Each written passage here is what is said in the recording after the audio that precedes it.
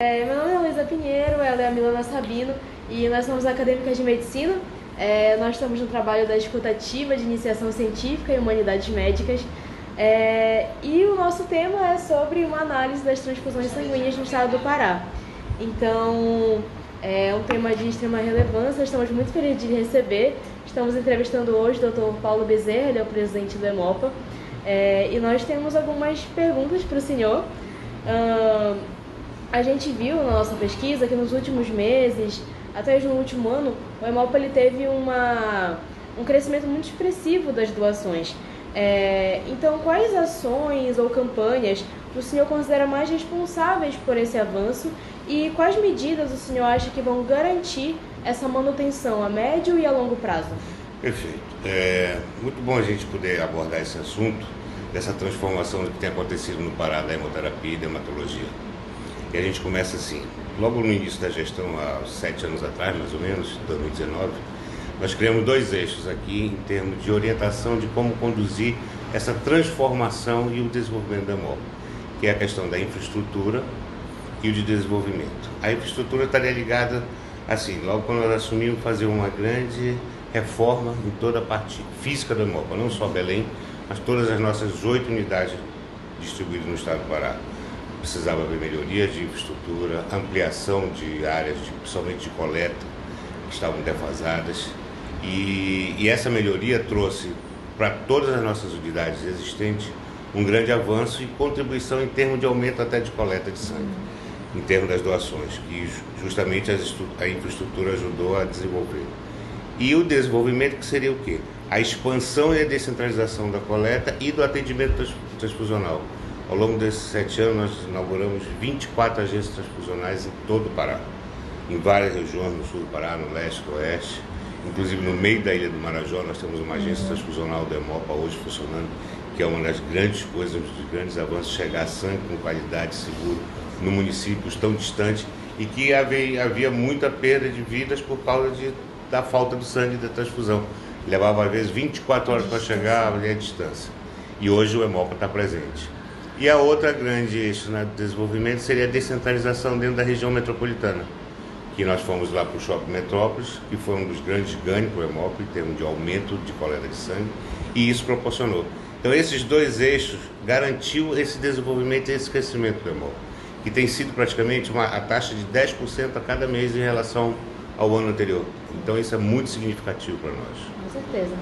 Inclusive, a sua fala, ela abre até gancho para a próxima pergunta, que eu não sei se a descentralização ela vai entrar também como resposta, mas quando a gente pensa a nível de Hemopa, a gente pensa como é que faz para levar esse sangue para o estado inteiro. É uma curiosidade que eu acredito de muita gente, porque há necessidade em todo o local, né? Assim, porque de diversas maneiras podem acontecer, de diversos acidentes, então as pessoas sempre estão precisando, né? E como é que funciona?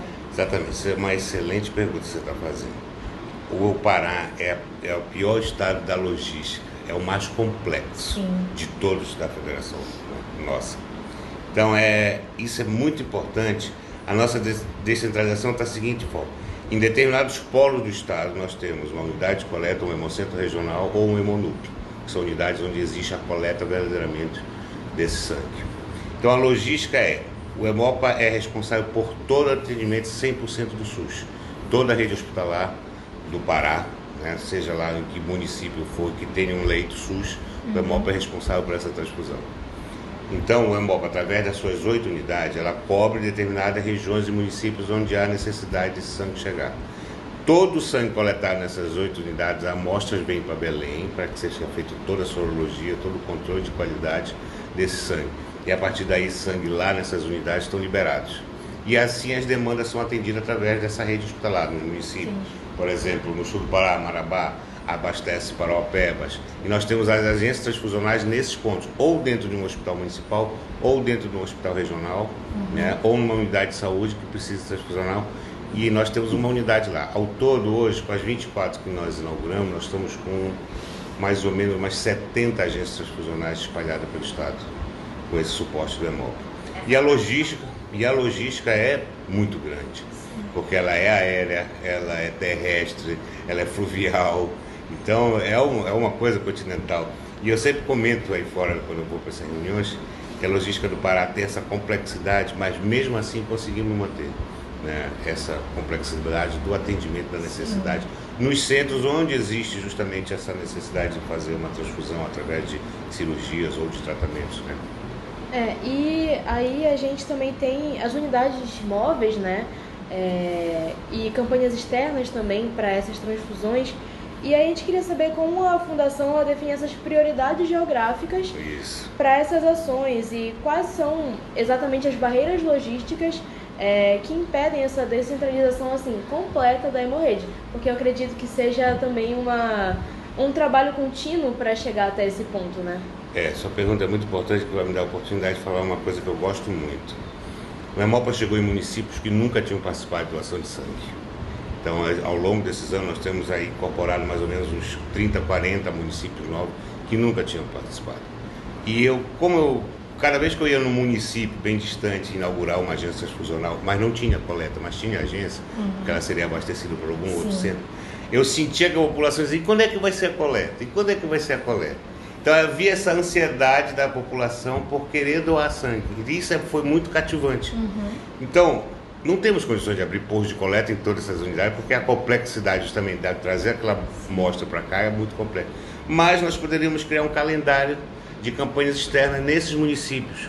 Por exemplo, o Hemonúcleo de Redenção vai fazer uma campanha em um município bem distante, que não tem coleta, mas ele chega lá, a equipe, monta dentro do hospital, em parceria com a prefeitura, e naquele dia, 1 ou 2 dias, ele promove aquela doação de sangue e a população é extremamente receptiva, muito participativa também. Então isso é um dos grandes ganhos da Hemopa, a descentralização em municípios novos.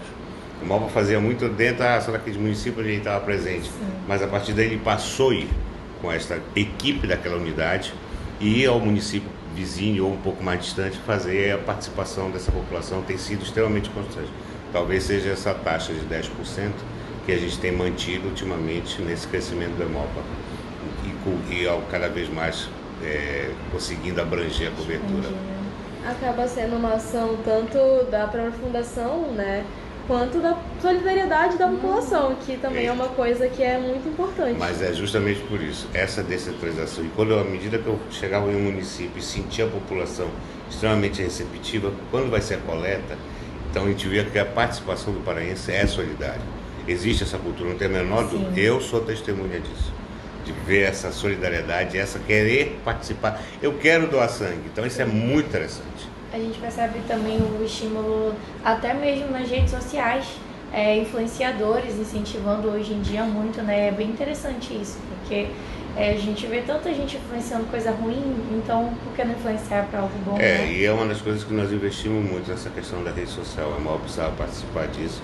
A gente sabe que o futuro da juventude é o grande investimento do Hemopa. Eu sou um grande incentivador de que a juventude possa participar cada vez mais. Inclusive a tese do meu mestrado é a questão da participação do jovem na doação de sangue, né, de estimular dentro das escolas. Isso é muito importante como protagonista, porque são os futuros doadores. Né? Nós estamos vendo a população brasileira envelhecendo e a partir daí esse doador começa a sair, né? Mas precisamos incorporar essa nova cultura da solidariedade, que a palavra é solidariedade, não existe outra. E, Dr. Paulo, a gente vê também que o Hemopa, ele exerce, né, esse papel importante não só na coleta e na distribuição, mas também no apoio técnico e capacitação da equipe.